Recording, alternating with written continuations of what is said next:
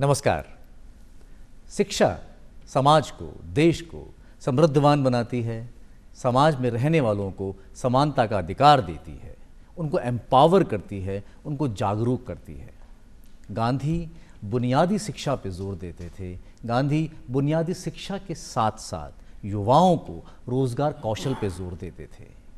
महान entrepreneur Malcolm S Forbes ने कहा है, education is the tool that replaces the empty mind with an open mind। शिक्षा खाली दिमाग के अंदर दिमाग को विस्तृत कर देती है, उसके पट खोल देती है। शिक्षा ये बहुत बड़ा काम करती है। शिक्षा से हमें ज्ञान मिलता है, ज्ञान से हमें विवेक मिलता है, और इस सब पूरे क्रम के अंदर विवेक, शिक्षा और ज्ञान की प्राप्ति के लिए गुरु का होना बहुत ज़रूरी है। कबीर ने कहा था कि गुरु गोविंद दोऊ खड़े, काके लागे पाए, बलिहारी गुरु आपने, गोविंद यो बताए। नमस्कार, पुनः आपको मेरी तरफ से हमारे विशिष्ट प्रोग्राम धरती धोरारी में आपका स्वागत है। इस क्रम में, जैसा आप जानते हैं, इस प्रोग्राम में हम लोग उन विशिष्ट व्यक्तियों को बुलाते हैं जिन्होंने राजस्थान समाज के लिए एक उत्कृष्ट कार्य किया है।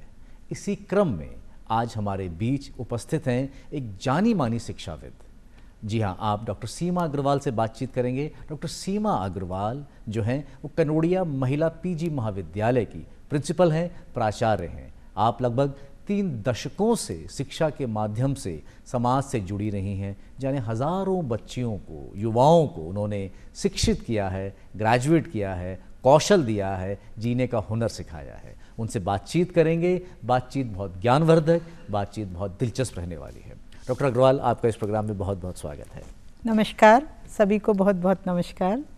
आपने ज़िंदगी भर लोगों से सवाल किए हैं, आपने जवाब दिए हैं, पर आज ये मेरी खुशकिस्मती है कि मैं आपसे जवाब पूछूंगा।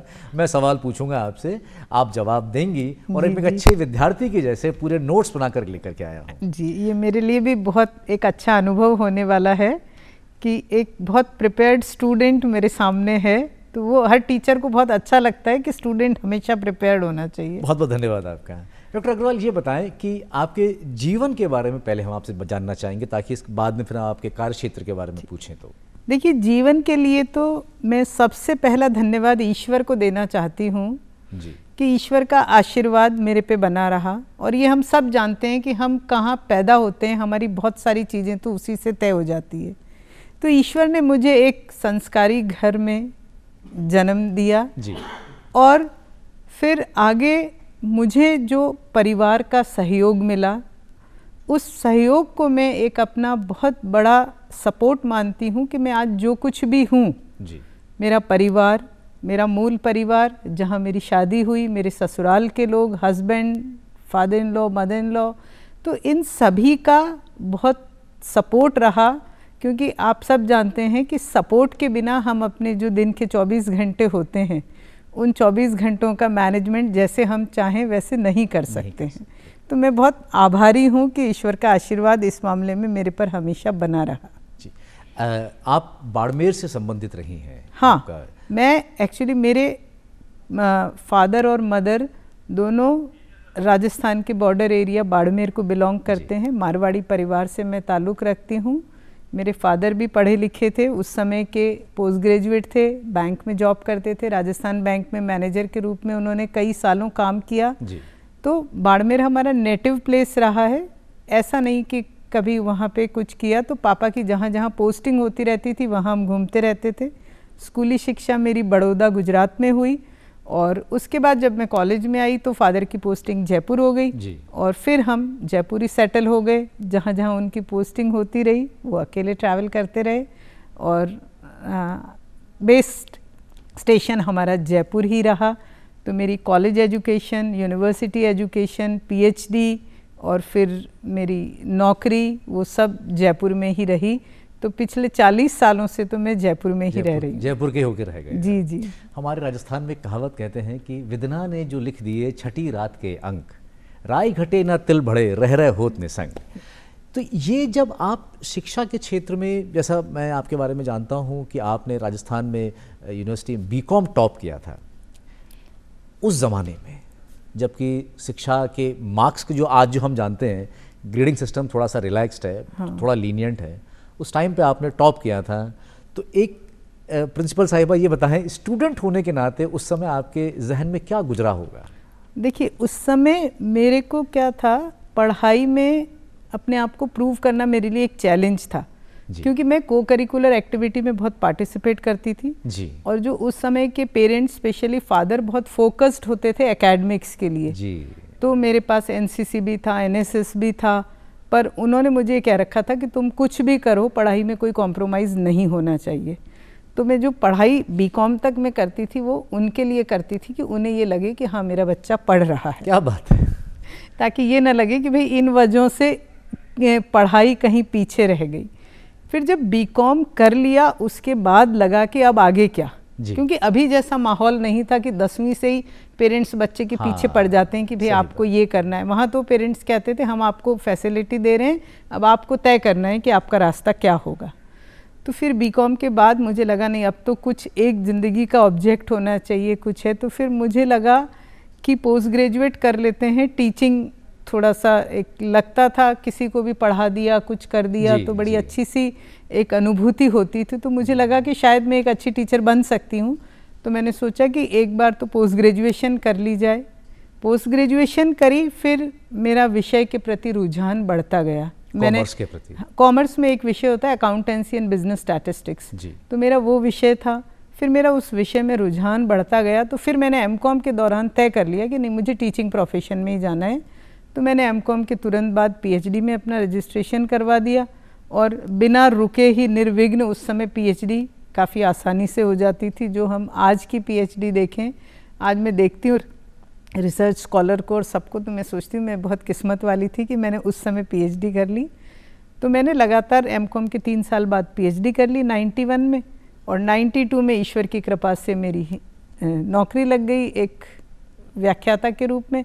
तो मैं अगेन अपने आप को बहुत सौभाग्यशाली मानती हूँ कि कनोडिया कॉलेज, जो कि एक बहुत अच्छी शिक्षण संस्था है, आज से 59 साल पहले 1965 में ये कॉलेज इस उद्देश्य से स्थापित किया गया था कि उस समय राजस्थान में लड़कियों को पढ़ाने का इतना था नहीं, ऑब्जेक्ट नहीं था कि स्कूली शिक्षा हो गई, लिखना पढ़ना आ जाए, दैट्स इनफ।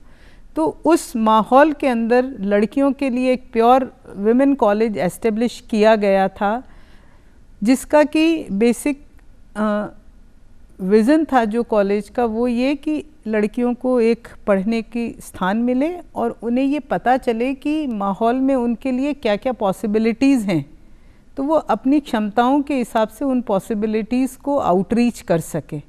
तो उस ऑब्जेक्ट से ये कॉलेज खुला था और मैं अपने आप को बहुत सौभाग्यशाली मानती हूँ कि मेरा को 92 में इस कॉलेज में एंट्री मिल गई और तब से मैं इस महाविद्यालय में हूँ। 7 सालों से एडमिनिस्ट्रेशन में भी हूँ। तो मुझे बहुत अच्छा लग रहा है कि जिस कॉलेज में मैंने इतना समय व्यतीत किया, अब मैं उसमें प्रिंसिपल के पद पे काम कर रही हूँ। ये वाकई में बहुत अच्छा लगता है कि जहाँ से आप शुरुआत करते हैं वहीं उसके शिखर पे पहुँच जाते हैं। पर डॉक्टर अग्रवाल, ये एक मेरा सवाल है। आज तो खैर देखिए, राइट टू एजुकेशन भी है और एलिमेंट एजुकेशन तो राइट टू एजुकेशन हो जाता है। गांधी ने बहुत जोर दिया, हाँ। संविधान में हम लोगों ने इसको राइट टू एजुकेशन ही बना के फंडामेंटल राइट कर दिया था। आज बच्चियाँ बहुत पढ़ रही हैं, पर मैं आपके ज़रिए और इस दूरदर्शन के माध्यम के ज़रिए उन बच्चियों को ये बात याद दिलाना चाहता हूँ, जो कि आपके ज़रिए भी, कि जब आपने शुरू किया था, जब इस कॉलेज की स्थापना हुई थी, तब शिक्षा का माहौल ख़ास करके महिलाओं में तब कितना बड़ा चैलेंज रहा होगा आपके लिए बच्चियों को कॉलेज तक लेकर के आना? भाई देखिए, मैंने कॉलेज ज्वाइन किया 92, तब तक काफ़ी बदलाव आ चुका था, लेकिन मैं जो पुराने लोग हैं उनसे सुनती हूँ, तो जब कॉलेज शुरू किया था मुट्ठी भर लड़कियों से, जैसे हम देखते हैं कि उस समय 40-45 लड़कियां थीं बस, और जो हमारे फाउंडर थे, founder principal, founder vice principal miss Prabhu, miss Tarwe, तो हम सुनते हैं उनके किस्से कि वो घर घर जाकर उनके पेरेंट्स को कन्विंस करके बच्चों को पढ़ाने के लिए कॉलेज में बुलाती थीं, और धीरे धीरे वो प्रचार होता रहा। फर्स्ट जनरेशन लर्नर आए हमारे पास, सेकंड जनरेशन के लर्नर्स भी आए, और अब तो मैंने जब से शिक्षण के क्षेत्र में कदम रखा है, तब तक ये वाली चीज़ नहीं, तब तक पेरेंट्स भी बहुत अवेयर हो गए थे कि हाँ, हमें फ़र्क नहीं करना है। हाँ, बच्चियों को पढ़ाना है, बच्चियों को पढ़ाना है समान तरीके से, जैसे समान बच्चे तरीके आगे से। चलते हाँ हैं, जी, हाँ जी। बहुत सुंदर। डॉक्टर अग्रवाल, एक बात जो आज के दौर की मैं बात करूं आपसे, आज आपने तो अकाउंटेंसी का ABST से आपने किया था और आपने उसमें गोल्ड मेडल भी हासिल किया था। आपने कुछ समय तक कॉलेज के ज़रिए भी आपका एक इंटरफेस रहा है कॉरपोरेट वर्ल्ड के साथ। मैं खुद भी बहुत नज़दीक से मैंने देखा है कॉरपोरेट की दुनिया को, और मैं ये बात बड़े दावे से कह सकता हूँ आपके साथ कि आज हम कॉरपोरेट वर्ल्ड के अंदर महिलाओं की भागीदारी, जो उनकी हिस्सेदारी है, एक यकीनन अभी कम है बट एक तरीके से बढ़ रही है। कॉमर्स एज अ सब्जेक्ट महिलाओं में क्या उसके प्रति क्या रुझान है? इसके बाद मैं आपसे फिर यही पूछूंगा जो प्रोफेशनल कोर्सेज होते हैं उसके बारे में भी थोड़ा सा, महिलाएं, बच्चियां किस तरह देख रही हैं? देखिए, कॉमर्स को बहुत प्रॉमिसिंग सब्जेक्ट के रूप में देखा जाता है जी।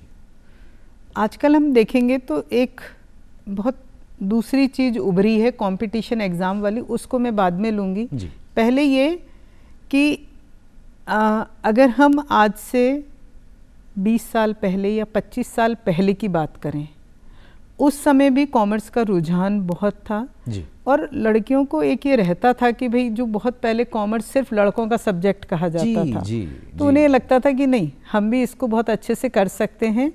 और मेरा एक पर्सनल अनुभव रहा है कि जो एक मैथमेटिकल एप्टीट्यूड होता है वो महिलाओं के अंदर काफ़ी अच्छा होता है। तो जो कॉमर्स के स्टूडेंट्स पहले बहुत ज़्यादा आया करते थे, बहुत लड़कियां कॉमर्स लेती थीं और वो उसको बहुत सिंसियरली पढ़ती थीं। मैं अगर बात करूं क्लासरूम की, कि क्लासरूम इतने भरे हुए रहते थे क्योंकि वो बच्चा पूरी तरीके से टीचर पर डिपेंडेंट था। उसको ये लगता था कि मुझे क्लास मिस नहीं करनी है, मुझे जो पढ़ाया जाएगा वो पढ़ना है। तो वो भी रीज़न वही था कि वो उन्होंने अपने लिए एक चैलेंज चूज़ किया था कि कॉमर्स विषय उन्होंने एक चैलेंज के रूप में लिया था। तो उन्हें लगता था कि इसमें हमें कहीं ये एग्जाम्पल क्रिएट नहीं करना है कि देखो लड़की है तो इससे कॉमर्स चला नहीं पाएगा। तो बहुत मेहनत, अच्छी तरीके से सिंसियर मेहनत वो करते थे। और यही चीज़ मैं अभी लाऊं, अभी जो बच्चे कॉमर्स लेते हैं वो थोड़े से ओवर कॉन्फिडेंट हो जाते हैं। उन्हें लगता है क्लास में जाने की क्या ज़रूरत है, हम ऑनलाइन पढ़ लेंगे, हम गूगल पे पढ़ लेंगे। या फिर जो एक बहुत ही मुझे अफसोस होता है कि बच्चे ये जो पासबुक गाइड 1 वीक सीरीज इनका सहारा लेते हैं। उनको लगता है कि नहीं, हमें बेसिक्स आते हैं, हमें सब कुछ आता है, हम इसमें से देख के कर लेंगे। तो वो बच्चे थोड़ा अपना नुकसान कर रहे हैं। क्योंकि जो मेरी पुरानी स्टूडेंट्स हैं, जब कभी भी मिलने आती हैं तो मुझे बहुत अच्छा लगता है कि वो बहुत अच्छी अच्छी पोस्ट पे काम कर रही हैं। तो वो उनकी सिंसियरिटी थी, उसने उन्हें पे किया और बहुत ही कॉरपोरेट वर्ल्ड में भी अच्छे स्तर पे काम कर रही हैं, अच्छी चार्टर्ड अकाउंटेंट्स है, बैंक में अच्छे जॉब्स कर रही हैं। और जो आपने कॉरपोरेट वर्ल्ड से इंटरफेस की बात करी वो ये है कि एजुकेशन में हम हमेशा ये बात करते हैं कि हम पढ़ा कुछ और रहे हैं और इंडस्ट्री की रिक्वायरमेंट कुछ और है। तो ये सालों से ये वाली बात चल रही है, इंटरफेस, इंडस्ट्री एकेडमिया इंटरफेस वाली बात। तो इसलिए हायर एजुकेशन के सिस्टम में अब क्या हुआ है, सरकार ने भी ये पहल करी है कि इंडस्ट्री का इंटरफेस हो कॉलेज के साथ। तो हमारे कॉलेज में भी हमने जैसे पहले एक बार ICICI से एक MOU किया था कि हमारे जो बच्चे हैं ग्रेजुएशन कर रहे हैं उनको वो एक डेडिकेटेड कोर्स प्रोवाइड करवाएंगे और जो बच्चा वो कोर्स कर लेगा उसको फिर वो ग्रेजुएशन कंप्लीट करते हुए एम्प्लॉयमेंट देंगे। बहुत अच्छी बात। रिसेंटली हमारे कॉलेज का बजाज फिनसर से एक MOU हुआ है, उसमें वो उनको इन्वेस्टमेंट बैंकिंग, इंश्योरेंस, उसका एक कोर्स करवाते हैं। और उस कोर्स की विशेषता ये है कि वो कोर्स उन्हीं के रिसोर्स पर्सन करवाते हैं। क्या बात है, मैंने क्या उस कंपनी जो है बजाज फिनसर के ही जो लोग हैं। तो मैं ये देख रही हूँ कि बच्चा उस कोर्स को बहुत सीरियसली करता है स्टूडेंट, क्योंकि उसको ये समझ में आ रहा है कि इस कोर्स में मैं वही पढ़ रहा हूँ जिसके बेस पर मुझे एम्प्लॉयमेंट मिलेगा। तो ये इस तरीके से इंडस्ट्री इंटरफेस से हम बच्चे को थोड़ा सा एक कॉन्फिडेंस देते हैं कि भाई ये कोर्स आप करोगे तो इंडस्ट्री में आपको ज़रूर मौका मिलेगा और आप अपने आप को प्रूव कर पाएंगे। ये तो बात हुई कॉमर्स को लेकर के बात की हम लोगों ने, जिसमें कि प्रोफेशनल कोर्स भी आ जाता है, चार्टर्ड अकाउंटेंसी है, या हम लोग बात करें कंपनी सेक्रेटरी की, या ICWI की बात करें, ये एक प्रोफेशनल कोर्सेज होते हैं जिनकी डिमांड हमेशा रहती ही है। और स्पेशली GST के आने के बाद तो बहुत ज़्यादा डिमांड बढ़ गई है। बट मैं अगर आपसे ये बात करूं कि कोई बच्चा या बच्ची, जिसकी स्पेशली हम महिलाओं के बारे में बात कर रहे हैं, गर्ल एजुकेशन के बारे में, तो जैसे फॉर एग्जांपल वो आर्ट से पास आउट होती हैं, कला संकाय लेती हैं, तो उस केस में आज के दौर में जब ज़्यादा बहुत टेक्नोलॉजी का समावेश हो गया है, या प्रोफेशनल के तौर पे कहें तो आपको एक एक्सपर्टाइज का होना बहुत ज़रूरी है। आप उस ऐसी सिचुएशन के अंदर ऐसे किसी आर्ट से पास आउट होने वाले बच्चे के लिए क्या संभावनाएं देखती हैं? अभी तो ये जो दौर चल रहा है, दौर चलते रहते हैं, ये ह्यूमैनिटीज़ का दौर चल रहा है। अच्छा। तो अभी तो अगर आप देखेंगे हर कॉलेज के अंदर जो सबसे डिमांडिंग सब्जेक्ट है वो सोशल साइंस और ह्यूमैनिटीज़। क्या बात है। अच्छा। और इसका एक रीज़न ये है कि जो बच्चियों का रुझान बढ़ा है वो गवर्नमेंट जॉब्स के प्रति बहुत बड़ा है जी। तो उन्हें लगता है कि कंपटीशन एग्ज़ाम हमें देना है जी। और कंपटीशन एग्ज़ाम में हम सब जानते हैं कि ह्यूमैनिटीज़ के सब्जेक्ट डोमिनेट करते हैं। तो उन बच्चों को ये लगता है, और वो जनरल का भी जो बेसिक पेपर होता है उसमें भी वो ह्यूमैनिटीज़ का कोई सब्जेक्ट अगर ज्योग्राफी, पॉलिटिकल साइंस, इकोनॉमिक्स ये पढ़ते हैं तो उन्हें बहुत मदद मिलती है जी। तो मैं ये देख रही हूँ कि हायर एजुकेशन के अंदर पिछले 10 सालों से ह्यूमैनिटीज़, सोशल साइंस के प्रति बहुत रुझान बढ़ा है। और इसका एक बहुत बड़े रीज़न है कि जो RPSC, UPSC के अंदर जो सब्जेक्ट्स हैं इनके, उन सब्जेक्ट्स की वहाँ पे भी डोमिनेंस बढ़ी है, ह्यूमैनिटीज़ की। ह्यूमैनिटीज़। और बच्चे क्या करते हैं हमेशा, चाहे लड़का है या लड़की है, वो ये देखता है कि जो अगर RPSC किसी ने क्लियर किया है तो उसके पास क्या मेजर सब्जेक्ट है, तो वो देखते हैं या तो टेक्निकल एजुकेशन होती है या फिर ये ह्यूमैनिटीज़ के सब्जेक्ट होते हैं। बहुत सुंदर। तो मैं हमारे सुनने वाले छात्रों और छात्राओं को एक बात विशेष तौर पे बताना चाहता हूँ। इस सिलसिले हम लोग बात कर रहे थे, कॉर्पोरेट वर्ल्ड के अंदर भी आज आप अगर देखें तो जिस तरह की स्टडीज़ हो रही हैं, जिस तरह का रिसर्च हो रहा है, उसमें ह्यूमन इमोशंस को समझना, कंज्यूमर बिहेवियर के हिसाब से ह्यूमन इमोशंस को समझने में साइकोलॉजी, सोशलॉजी जैसे सब्जेक्ट्स जो हैं, हिस्ट्री फॉर दैट मैटर, ऐसे इतिहास के जो सब्जेक्ट्स हैं ये बहुत काम आ रहे हैं। तो इनका भी बहुत बहुत बड़ा स्कोप है जो कि देश में बड़ा है, कॉर्पोरेट वर्ल्ड के अंदर भी बड़ा है। तो आपने बिल्कुल शायद सही कहा कि ये दौर है, ये ह्यूमैनिटीज़ का दौर है। आपकी जब आप इस कॉलेज से जुड़ी हुई हैं, आप प्राचार्य हैं, प्रिंसिपल हैं, तो आप जब बच्चों से इंटरेक्ट करती हैं तो तब जब आप खुद एक स्टूडेंट थी और आज जब आप स्टूडेंट से इंटरेक्ट करती हैं तो आप क्या बदलाव देखती हैं? जो मैं मेजर बदलाव देखती हूँ वो ये है कि हम तो ऐसे एक नासमझ टाइप स्टूडेंट थे। नहीं, ऐसा मेरा मानना तो नहीं हो सकता उस समय के हिसाब से, मतलब अच्छा। हमें बहुत लिमिटेड इन्फॉर्मेशन थी, जो सोर्स ऑफ इन्फॉर्मेशन था।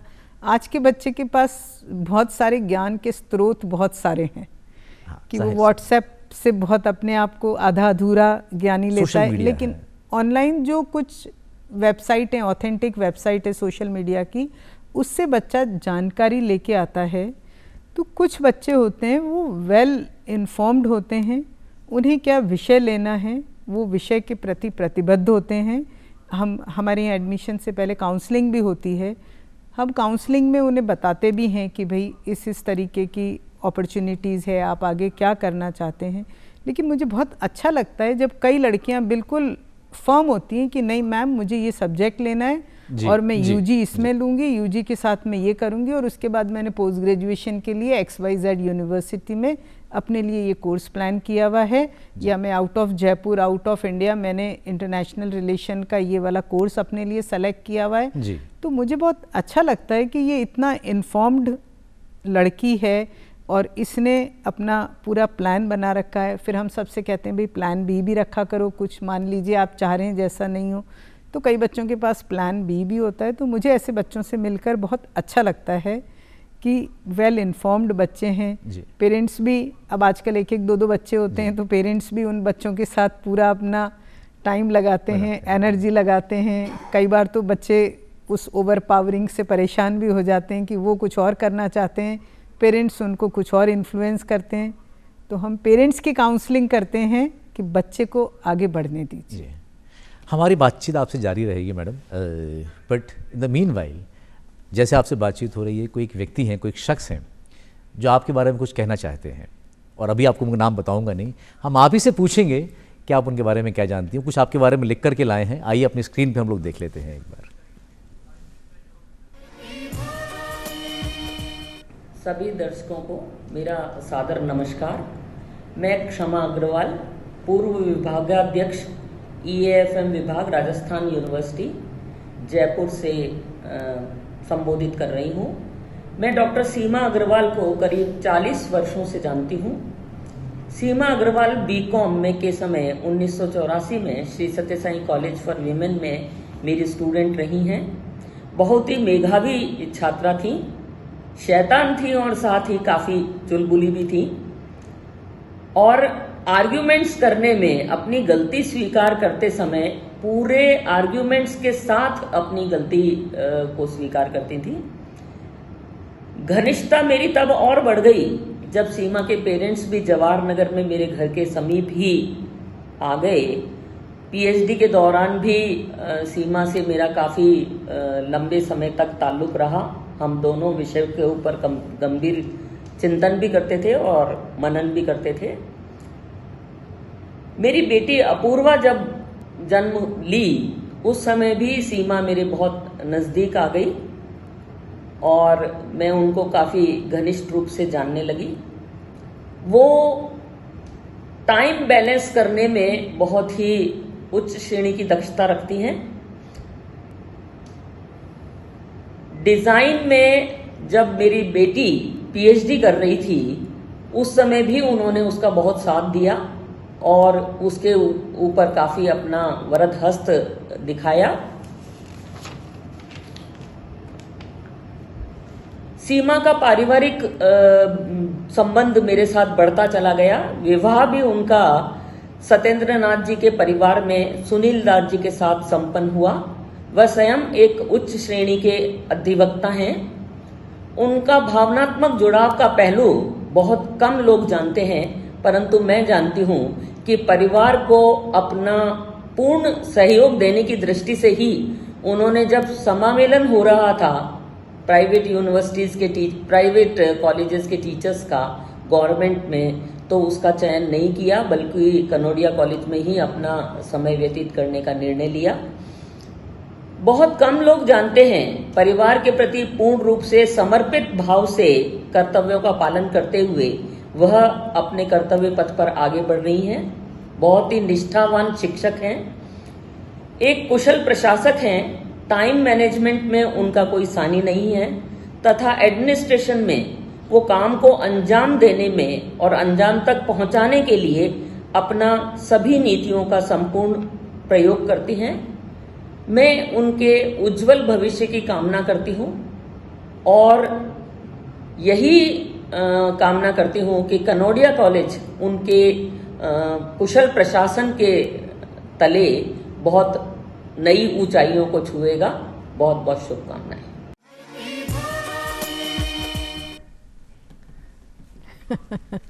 ये आपका इनसे क्या रिश्ता है? मैं जब जयपुर में आई, मैंने कॉलेज में एडमिशन लिया, तब ये मेरी टीचर थी जी। और इन्होंने मुझे इतनी अच्छी तरीके से मेंटोरिंग करी मेरी। मैं एक्चुअली गुजरात से आई थी स्कूलिंग करके जी। तो मेरी हिंदी और अंग्रेज़ी दोनों में कुछ कुछ गुजराती वो होता था, एक्सेंट आ जाता था। एक्सेंट भी आ जाता था, लिखने में भी हिंदी में थोड़ी सी मात्राओं का और कुछ। तो मैं जब भी कुछ असाइनमेंट वगैरह इन्हें देती थी तो ये उन पर लाल लाल निशान बना के मुझे वापस दे देती थी कि भाई यहाँ यहाँ तुम्हारी गलती है। तो वो चीज़ मुझे बहुत अच्छी लगी। मैंने कहा नहीं, अगर कुछ काम कर रहे हैं उसमें इतनी सारी गलतियाँ तो नहीं होनी चाहिए। तो ये तो एक एग्ज़ाम्पल मैं बता रही हूँ। उसके अलावा भी जो एक टीचर स्टूडेंट की रिलेशनशिप होती है वो मेरी बहुत अच्छी इनसे रही। हर समय इन्होंने मुझे गाइड किया। BCom करने के बाद भी मैंने इनसे पूछा कि भाई मुझे क्योंकि ये टीचर थी, ये रोल मॉडल थी और 2-3 टीचर थे, तो एक उस समय स्टूडेंट का रोल मॉडल वही होता है कि अरे हम भी इनके जैसे बन जाएं, कितने अच्छे स्मार्टली ड्रेसअप होकर आते हैं, इतना अच्छा पढ़ाते हैं, हम भी ये वाली चीज़ फॉलो करने की कोशिश करें। तो एक्चुअली जो मेरा कहा ना कि एक BCom के बाद मुझे लगा अब क्या नेक्स्ट, तो टीचिंग तो वो तो इनको देख के ही मुझे लगा कि नहीं, शमा दीदी जैसे हम भी टीचर बनेंगे अच्छे। तो बहुत मेरे को इनसे बहुत ही ज़्यादा प्रेरणा मिली। तो मेरे जो लाइफ में बहुत, मैंने कहा ना, मैं ब्लेस्ड हूँ। तो ईश्वर ने मुझे आशीर्वाद के रूप में एक इनका सानिध्य दिया जो काफ़ी सालों तक चला, अभी भी कायम है। और ये बहुत अच्छी एजुकेशनिस्ट है। अभी भी ये जो हम नैक, यूजीसी नैक इंस्पेक्शन करवाता है, तो नैक की कोऑर्डिनेटर हैं। अच्छा। कई कॉलेजेस में पीयर टीम के कोऑर्डिनेशन के उसमें जाती हैं, विज़िट करने जाती हैं। मणिपाल यूनिवर्सिटी के अंदर ये कॉम्बैट है और कई सारी एजुकेशनल इंस्टीट्यूशंस की एग्जीक्यूटिव कमेटी की मेंबर हैं। और मेरा इनसे बहुत अच्छा समय रहा है। अभी भी अभी कम मिल पाते हैं, मेरी वो देखते हुए, समय की थोड़ी सी कमी को देखते हुए। लेकिन एक बात तो है, देखिए दर्शकों, ये कितनी कमाल की बात है कि एक शिक्षक थे, एक छात्रा थी। एक छात्रा हैं जो अब खुद शिक्षक हैं, पर आज भी अपने गुरु को धन्यवाद दे रही हैं। और वो गुरु हैं, वो आज भी अपने उस छात्र की, जो कि शिक्षक बन चुके हैं, उसकी तारीफ करते हुए नहीं थक रहे हैं। क्या कमाल की बात है। उन्होंने आपके लिए बात ज़रूर 2 बार उन्होंने जिक्र किया कि आपका टाइम मैनेजमेंट बहुत अच्छा है। तो ये टाइम मैनेजमेंट डेफिनेटली, और डॉक्टर अग्रवाल, हम आज के यूथ में देखते हैं कि एक कई भटकाव है। मैं इस पे चाहूँगा कि अगर ये टाइम मैनेजमेंट स्पेशली आज के दौर में, जबकि इतना ज़्यादा डिस्ट्रैक्शंस हो जाते हैं, तो क्या करना चाहिए? देखिए, टाइम मैनेजमेंट के लिए तो हमें खुद ही काम करना पड़ेगा, कोई और उसमें नहीं कर सकता है। तो मेरा ये मानना है कि हमें अपनी प्राथमिकताएं तय करनी चाहिए। प्राथमिकताओं के अनुसार बहुत ज़्यादा ऐसे बंधने की भी ज़रूरत नहीं। हम ऐसे कर सकते हैं कि हमारे लिए क्या बहुत ज़रूरी है। और एक मैं जो सबको कहती हूँ कि ऑब्जेक्ट अपना पहले तय करिए, लाइफ में आप क्या करना चाहते हैं जी। और क्या करने से आपको खुशी मिलेगी जी। ये नहीं कि मेरे माता पिता चाहते हैं कि मुझे ये करना है, हमें भी खुशी मिलना ज़रूरी है उससे, तभी हम उसमें अपना 100% दे के कम समय में भी उसको अचीव कर सकते। तो टाइम मैनेजमेंट के लिए मुझे क्या लगता है, जो मैं अगर अपना अनुभव किसी के साथ शेयर करूं, आपको हर दिन सोते ही हमें नींद नहीं आ जाती, हमें थोड़ा सा अपना इंट्रोस्पेक्शन करके आज के दिन को एक थोड़ा सा गुनना चाहिए कि हमने आज क्या क्या किया। और कोई और हमें नहीं कहेगा कि हमने कहाँ समय बर्बाद किया, हमें खुद बहुत अच्छे से पता होता है कि हमने कहाँ अपना टाइम वेस्ट किया। बहुत सही बात बोली। तो वो अगर हम गुन लेंगे ना कि भाई ये आज हमने 2 घंटे यहाँ बर्बाद किए जो कि आधे घंटे में हो सकता था, तो हम इनडायरेक्टली अपने ब्रेन को इंस्ट्रक्शन दे रहे हैं कि अगले दिन हमें इस तरीके के कामों में बहुत ज़्यादा समय बर्बाद नहीं करना है। तो ये जो इंट्रोस्पेक्शन होता है, ये अपने आप आपके ब्रेन की प्रोग्रामिंग इस तरीके से कर देता है कि आप प्रोडक्टिव होते हैं। और जब हम प्रोडक्टिविटी को प्राथमिकता देते हैं तो हमारा टाइम मैनेजमेंट अच्छे से हो जाता है। और आप ये पाएंगे कि हर दिन में 2-3 घंटे आपके पास स्पेयर अपने आप बच जाएंगे, उसमें जो चाहे कर लो आप। क्या बात है। शिक्षक सिर्फ छात्रों को ही या छात्राओं को ही नहीं, अपने आसपास सबको कुछ ना कुछ ज्ञान की बात कह के चला जाता है। वो कहते हैं ना, कबीरा संगत साधु की जो गंधी का बास, जो गंधी कुछ दे नहीं तो भी बास तो बास। मेरे लिए ज्ञान की बात यह है कि मैं अब घर जाऊंगा सोने से पहले मैं गुनूंगा कि मैंने कहाँ अपना समय ज़ाया किया, किस एक्टिविटी के अंदर, और फिर अगले दिन सुधार करने की मैं इसमें प्रयास करूँगा। आपका बहुत धन्यवाद, आपने मुझे ये बात बताई। एक चीज़ मैं आपसे जानना चाहता हूँ, वो ये है कि आज के दौर में जैसे हम बात कर रहे हैं भटकाव के बारे में, सोशल मीडिया है, बच्चियाँ जो होते हैं, बहुत सारी जो सोशल मीडिया चैनल्स हैं जिनका कि जिक्र करें तो देखें तो हम पाते हैं कि वहाँ से भी ज्ञान ले लेते हैं, पर वो ज्ञान आधा अधूरा है। मैं ये चाहता हूँ कि आप बच्चों को बताएं कि आप इसमें क्या समझती हैं कि क्या वो पर्याप्त है अपने आप के अंदर। क्लासरूम टीचिंग का कोई महत्व नहीं है। मैं आपको इसलिए ये बात इसलिए कहना चाह रहा हूँ, मैं माफ़ी चाहूँगा, कोविड के दौरान हमने देखा था कि किस तरह ऑनलाइन का प्रभाव पड़ा था और तब एक मजबूरी थी। आज जब कोविड नहीं है तो कहीं ना कहीं बच्चों को जहन में शायद ऐसा तो नहीं कि ऑनलाइन ही पढ़ लेंगे, किसी चैनल पे जाके देख लेंगे, वो कर लेंगे। इसके बारे में क्या कहना चाहती हैं आप? नहीं, आप बिल्कुल सही कह रहे हैं। कोविड तो एक आपदा की तरह हम सबके जीवन में आया था जी। लॉकडाउन में सब कुछ स्टिल हो गया था जी। पहले धक्का था, फिर धीरे धीरे लगा कि ये पीरियड पता नहीं कितना लंबा रहेगा, तो हमें अपने आप को उबारना है इस स्थिति से। बदला भी हम लोगों ने उस हिसाब से। हाँ, तो उसमें ये देखा कि भाई अब जैसे हम अगर अपनी प्रोफेशनल लाइफ के बारे में बात करें, पर्सनल लाइफ सबकी थी अलग अलग, सबने मिलजुल कर उसको, परिवार साथ में रहे, अच्छे से उन्होंने किया, वो एक अलग पहलू है। संबल दिया, सहारा दिया सब। और जो अगर प्रोफेशनल लाइफ के बारे में कहूँ तो हमें ये लगा कि भाई कभी ना कभी तो ये कोविड खुलेगा ही जी, लॉकडाउन खुलेगा जी। और अगर लॉकडाउन नहीं भी खुला तो हम, एक फ्रेज है learning can not be stop, 100%। तो उस लर्निंग को कंटिन्यू करने के लिए आपको चैनल बदलना पड़ेगा। तो इस कोविड के दौरान जो हर जगह जो भी शिक्षक थे सब थे, उन्होंने अपने आप को इक्विप किया हाउ टू टीच ऑनलाइन, क्योंकि पहले ये था कि ये अनिवार्यता नहीं थी, तो थोड़ा थोड़ा सबको आता था। और यहाँ पे दो चैलेंजेस थे, एक तो हाउ टू टीच ऑनलाइन में आप अपने आप को सक्षम करें, फिर जो रिसीविंग पार्ट है स्टूडेंट्स को भी ट्रेन करें कि भाई ऑनलाइन टीचिंग आप किस तरीके से इम्पार्ट करें, अपने आप इम्पार्ट करें, क्योंकि रिसोर्सेज की प्रॉब्लम होती है, हर स्टूडेंट के पास नेट की फैसिलिटी नहीं होती है, हर स्टूडेंट के पास गैजेट्स नहीं होते हैं। तो वो एक बहुत बड़ा चैलेंजिंग फेज़ था। उसमें सभी लोगों ने नई विधाएं सीखी और नई विधाओं के थ्रू उस चैलेंज को फेस किया। तो वो चैलेंज चला गया, हम भूल गए, हम नॉर्मल में आ गए, नॉर्मल लाइफ जी रहे हैं। लेकिन अब इसका इम्पैक्ट बच्चों पे क्या पड़ा कि उन्होंने लिखना छोड़ दिया कोविड के अंदर जो उनका रहा जी।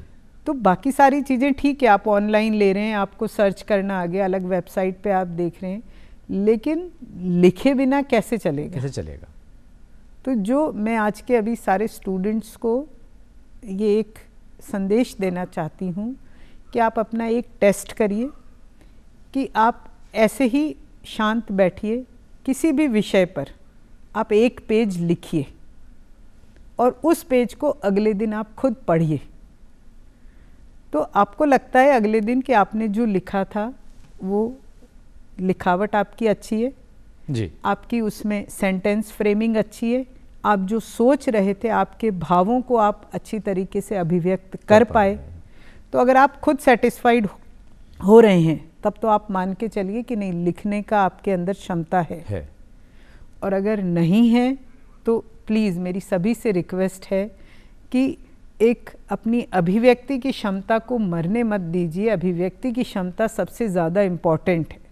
क्या बात, बोल की लब आज़ाद है तेरे, बोल ज़बां अब तक तेरी है। पर मैं आपसे ये भी जानना चाह रहा हूँ कि जो इंटरेक्शन है फिजिकल लर्निंग का, कि उसके बारे में आप उस पर क्या, आपके क्या विचार है? फिजिकल लर्निंग बहुत इम्पॉर्टेंट है क्योंकि वो क्या होती है, टू वे लर्निंग में बहुत इम्पॉर्टेंट होती है। ऑनलाइन में तो किसी बच्चे को लगता है कि अच्छा ठीक है, मैडम ने कुछ कहा होगा, मुझे सुना ही नहीं दिया प्रॉपर, तो मैं पूछूं तो उनको लगेगा कि भाई तुमने सुना नहीं। बट फिज़िकल लर्निंग में तो 1-to-1 इंटरेक्शन होता है। और एक तो ये है ही ना कि मशीन से पढ़ना और मनुष्य से पढ़ना, उसमें बहुत फ़र्क होता है। आई कांटेक्ट होता है हमारा, आई कांटेक्ट से भावों की अभिव्यक्ति बहुत अच्छी होती है। और एक इमोशनल जो बिल्डिंग होती है वो बहुत ज़्यादा ज़रूरी है कि बच्चा टीचर के ज़्यादा करीब होता है, टीचर से वो अपने विषय के अलावा भी कुछ काउंसलिंग चाहता है तो वो भी उसको काउंसलिंग मिलती है। तो जो एक स्टूडेंट टीचर का रिलेशन है वो क्लासरूम टीचिंग से ज़्यादा स्ट्रॉन्ग होता है, ऑनलाइन टीचिंग से उतना स्ट्रॉन्ग नहीं हो पाता है। मैं आपकी बात से बिल्कुल सहमत हूँ। आपने इमोशनल कनेक्ट की बात की तो मुझे बात याद आ गई कि इमोशनल इंटेलिजेंस पे जो बहुत ज़्यादा काम करने वाले एक राइटर हैं डैनियल कोलेमन। हाँ, ये कोविड के दौरान जब उन्होंने देखा कि उन्होंने जूम मीटिंग्स वगैरह हुई और ये सब जो मीटिंग्स होती थी, ऑनलाइन मीटिंग्स होती थी, अब वो सब फिर कॉर्पोरेट में भी आया, फिर क्लासरूम में भी आ गया, सब जगह आ गया। अब वही डैनियल कोलेमन ये बात कह रहे हैं कि ये जो ऑनलाइन मीटिंग्स होती हैं, ये सेशंस होते हैं, ये इतना प्रभाव नहीं डाल पा रहे हैं जो फिजिकल 1-to-1 मीटिंग होती है। आप जाके किसी व्यक्ति के समक्ष बैठते हैं, हाँ, उससे बातचीत करते हैं, उसके जानते हैं, जो आपका इमोशनल बॉन्ड बनता है, एक भावनात्मक लगाव जुड़ाव जो बनता है, वो शायद ऑनलाइन पे नहीं हो पाता है। तो क्लासरूम टीचिंग में भी ये बात बहुत ज़रूर हो जाती है। निहायत ज़रूरी है कि आप शिक्षा में शिक्षा ले रहे हैं तो आप क्लासरूम में जाएं, अटेंडेंस पूरी करें, और जो गुरु वहाँ पे ज्ञान दे रहे हैं वो आप जहाँ वो बॉन्ड बनाएंगे आपके साथ, उसकी भरपाई, उसका रिप्लेसमेंट शायद ऑनलाइन टेक्नोलॉजी नहीं कर सकता। तो डॉक्टर साहब, ये बातचीत हमारी जाती रहेगी। आप राजस्थान से हैं, हमारा प्रोग्राम राजस्थान के चैनल का, दूरदर्शन राजस्थान का, जयपुर का है। एक राजस्थानी गीत का आप आनंद लें, हमारी आपसे ऐसी इच्छा है। तो ये गीत सुनते हैं।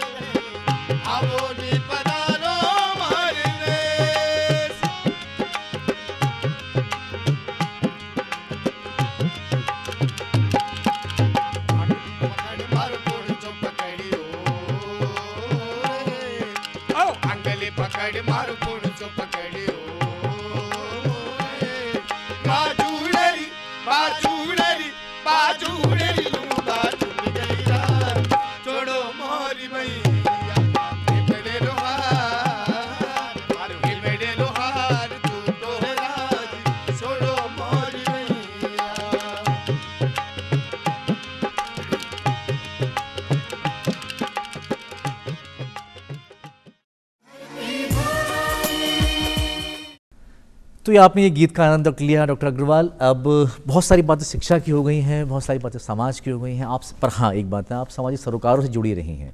आपकी पर्सनल हॉबीज़ क्या हैं? मेरी पर्सनल हॉबीज़ एक जो बहुत सारी हैं, जो मेन है वो है गार्डनिंग। मुझे गार्डनिंग करना बहुत पसंद है। अच्छा। और गार्डनिंग के बहुत सारे फ़ायदे हैं। एक तो ये है कि आप जब किसी भी चीज़ को उगाते हैं, उसकी जो ग्रोथ होती है वो आपके अंदर बहुत पॉजिटिविटी भरती है। बहुत सुंदर। और दूसरी चीज़ ये है कि हर दिन परिवर्तन होता है। क्या? पत्ते भी नए आते हैं, फूल भी खिलता है। वो फूल देख के आपको लगता है कि आप मानने लगते हैं कि एक सुपर पावर है, प्रकृति है, जो हम जाने अनजाने में अभी क्या कर रहे हैं, हम ये मान के चल रहे हैं कि मनुष्य और विज्ञान ही सब कुछ है। तो अगर प्रकृति को जानना है, प्रकृति के महत्व को, प्रकृति की जो इम्पोर्टेंस है कि प्रकृति कुछ भी कर सकती है, तो उसके लिए आपको प्रकृति के नज़दीक जाना पड़ेगा। तो नेचर का क्रिएशन होता है, प्लांट्स, फ्लावर्स, तो ये तो है ही। उसके साथ ही साथ हम अपने घर में रूफटॉप फार्मिंग भी करते हैं। अच्छा, बहुत सुंदर। तो लगभग कई सारी सब्जियां, उसका ये रीज़न है कि वो ऑर्गेनिक फार्मिंग होती है। तो जो हम अब पढ़ते रहते हैं कि भाई कुछ केमिकल फर्टिलाइज़र वाले आप सब्जियां खाते हैं, वो भी आपको, आप उनसे अपने आप को बचा सकते हैं, डिजीज़ प्रोन होती हैं वो केमिकल वाली। तो सब कुछ तो नहीं उगा सकते क्योंकि हम भारतीय हैं, हमारे मेन्यू में इतनी सारी सब्जियां आती हैं, वो सब नहीं ले सकते हैं। लेकिन फिर भी सर्दियों में सारी हरी सब्जियां और लौकी, तोरई, टिंडा, करेला, भिंडी, तो ये सब मैं मतलब पिछले करीबन 13 सालों से मेरे हस्बैंड की भी इसमें पूरी रुचि रहती है। तो ये आपने, हाँ यहीं पे बिल्कुल, ये क्या उनको भी गार्डनिंग का शौक है? और शमा जी बहुत उनके बारे में जिक्र कर रही थी, हाँ, उनके बारे में कुछ 2-3 शब्द हो जाए। वो हाई कोर्ट में एडवोकेट हैं। अच्छा जी। सुनील नाथ, मिस्टर सुनील नाथ जी। और अपने प्रोफेशन में बहुत अच्छा करते ही हैं। बहुत सुंदर। साथ ही साथ जो मेरे शौक हैं, मतलब मेरे नहीं, अब हम कहते हैं हमारे शौक, आपके साथ हमारे शौक है, और मैं आज जिस पोजीशन पे हूँ उसमें उनका बहुत सपोर्ट रहा है। बहुत सुंदर। क्योंकि एडमिनिस्ट्रेशन में होने के बाद में आपको अपने इंस्टीट्यूशन में बहुत ज़्यादा टाइम देना पड़ता है, तो वो टाइम मैं तभी दे पाऊँगी जब घर के अंदर आपके स्पाउस का पूरा योगदान हो, बराबर कंट्रीब्यूशन हो। बहुत सुंदर। हमारे पास समय बहुत कम रह गया है। हाँ। डॉक्टर अग्रवाल, आप युवाओं को क्या संदेश देना चाहेंगी हमारे इस प्रोग्राम के ज़रिए? मैं युवाओं को ये संदेश देना चाहूँगी कि एक तो सकारात्मकता को अपने जीवन का एक महत्वपूर्ण पहलू मानना चाहिए। और उसके लिए क्या होगा, उसके लिए आप ही को प्रयास करना पड़ेगा। आपको अपना माहौल वो चुनना होगा जहाँ सकारात्मकता वाले लोग ज़्यादा हों।